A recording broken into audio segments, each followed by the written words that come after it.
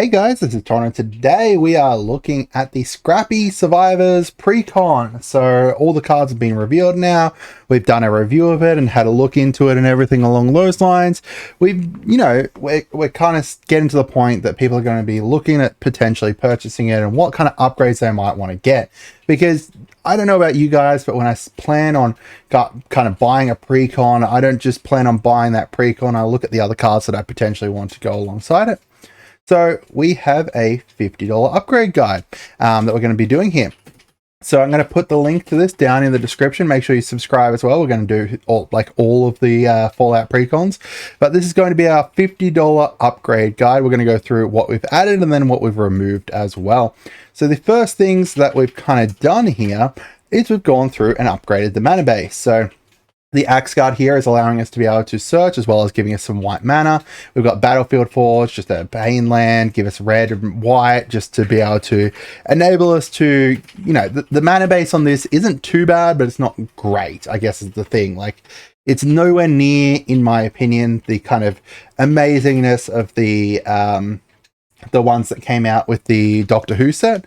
So I've kind of, moved them a little bit more towards that. So we've got Battlefield Forge here. We've got a Capsulian Forest as well. We've got an Overgrown Farmland. We've got a Rockfall Vale and then a Sundown Pass. So then I've added Tarian Soulcleaver. So the guide, basically, like the way the deck works is both equipment and auras. We've got a whole bunch of equipments. We've got a whole bunch of auras. We're going to be, cycling cards as well. We're going to be discarding some cards through different things, or just being able to use the junk tokens to be able to essentially get quick draws as well, what are they called, like impulse draw. So I wanted to kind of just lean into that kind of stuff.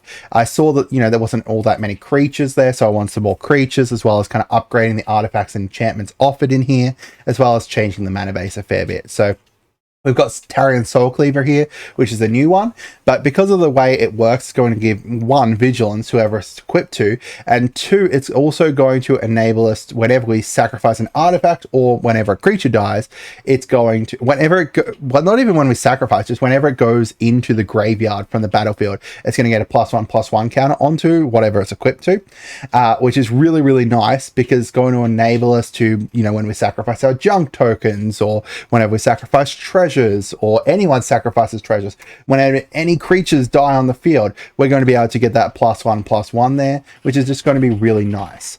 So we've got Farseek in here. I put Farseek to enable us to be able to go through, find out some of our good lands and stuff like that. There's a number of different plains or mountain lands in here that are going to be good for it. Ideally, I would have liked to have added like a tri-land, like Jetmir's Garden or something like that, but it just wasn't in the budget. I wanted to, limit it at $50. If I was going up to $100, maybe I'd add it in like a Jetmir's Garden or something. But for now, I wanted this, and I wanted some more ways to be some more ramp, basically. However, I also got rid of some of the enchantments that were just purely enchanting lands, which aren't too bad, but I didn't want to kind of lean into that too heavily. I'd rather just get more lands out. So we've got Farseek there. Open the armory. Basic tutor. Let us go find an aura, let us go find an equipment, put it into a hand, and shuffle our library. I think it's just, just a good one. It's only 90 cents as well. A really, really nice card. We've got Ray Av Master Smith in here. That's going to make it so that any of our enchanted or equipped creatures attack, they gain double strike. So we're going to basically have double strike on everything. He's only an 8-cent card. He's also a very easy drop, only 2 drop. So we're going to be able to, go into him, and then, not long after, be able to play Dogmeat. Be able to get a lot of just pure value, basically, because we're going to have basically trying to get everything to be enchanted and equipped. We've got Sram, you just card draw. Whenever we play an aura or equipment, we're going to get card draw. We've got a lot of auras. We've got a lot of equipments in here. We've got Sword of the Animus. So this is one of the more expensive ones in here. I wanted a +1/+1, but also just to give us some more ramp, and it's ramp on an equipment. So we've got, that mixture of, ramp and equipment. We can even seek it out with Open the Armory or something like that. We can, just ramp up from it, which is really nice. We got Thran Power Suit.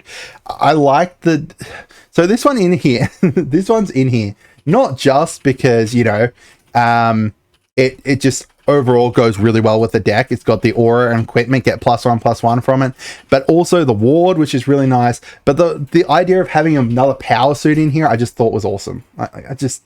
As soon as I saw it, I'm like, no, this has to go in the deck, even if it's not going to be the most ideal card. It has to go in there. And to be honest, it is a really, really great card in here. We've got Denitha Capuchin Paragon. So she's going to make it so our auras and equipment cost 1 less, as well as being First Strike, Vigilance, Lifelink, and being very cheap. And, you know, well, cheap in regards to cost, as well as cheap in regards to her price. We've got Denitha New Benalia's Light. So this one's really important in here because it's going to enable us to be able to cast auras or equipments from our graveyard. We've got a few different ways to be able to bring those auras and equipments back, but this is going to enable us to be able to do more of it. It's a March of the Machine Aftermath card, so it's relatively cheap, as well as just overall kind of synergize with the rest of our deck. Like, you know, we've got some stuff in here that's like, you know, some discard cards and stuff. So then we're going to be able to discard cards and then, you know, be able to draw, be able to play them anyway. We got Gillane, Casting Director. So this one's really important because it's going to essentially give us a free aura every time a creature enters the battlefield. We can put a royal roll, a sorcerer roll, or a monster roll onto any of the creatures that come into the battlefield. We're going to have more creatures now because I kind of extended out the creatures that we had in here, but this is going to enable us to just get free creatures, as well as one of the other ones later on. We've got Cutsil Malamet Exemplar here. Your opponents can't cast spells during your turn, and then whenever one or more creatures you control with power greater than its base power deals combat damage to a player, draw a card. So this is heaps of card draw, a very cheap card, and a relatively good card to be able to defend us as well, because it's going to stop any, you know, nasty counter spells or anything along those lines. We've got Nettleclist here. Another really cheap card, but another card that's also going to just get, you know, +1/+1 for each artifact and equipment.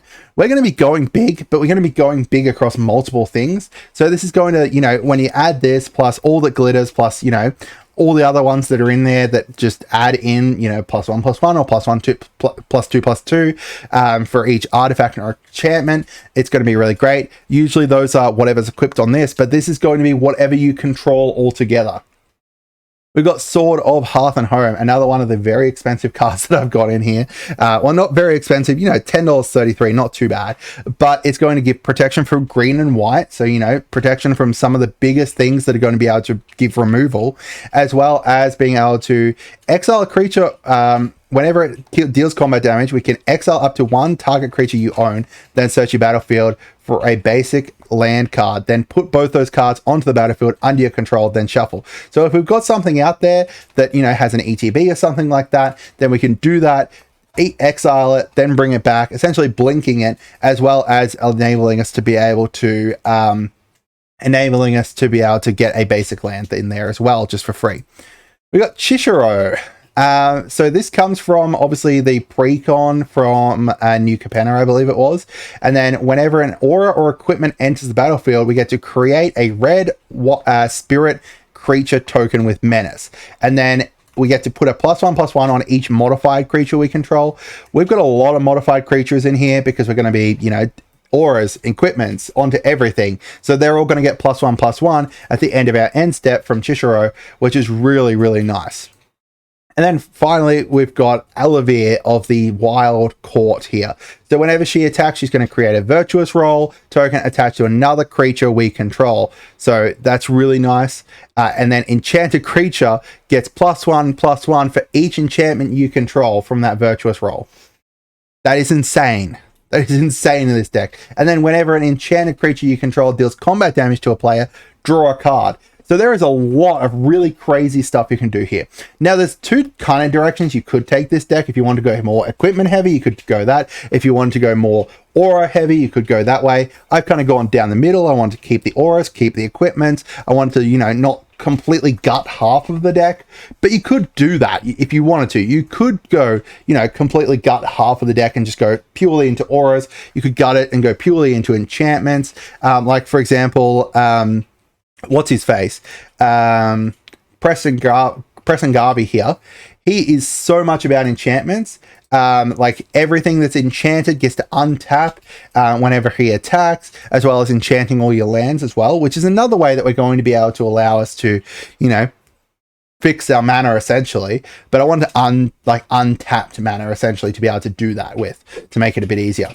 So as for the cuts that we've done now, if you're looking at this, I'm going to put the link to it down there. You're going to see all the upgraded cards over in upgraded, and then all the cuts are going to be in the maybe board. Or I might end up cutting them or like doing something. I'm not sure entirely. The first one I cut was Junk Town.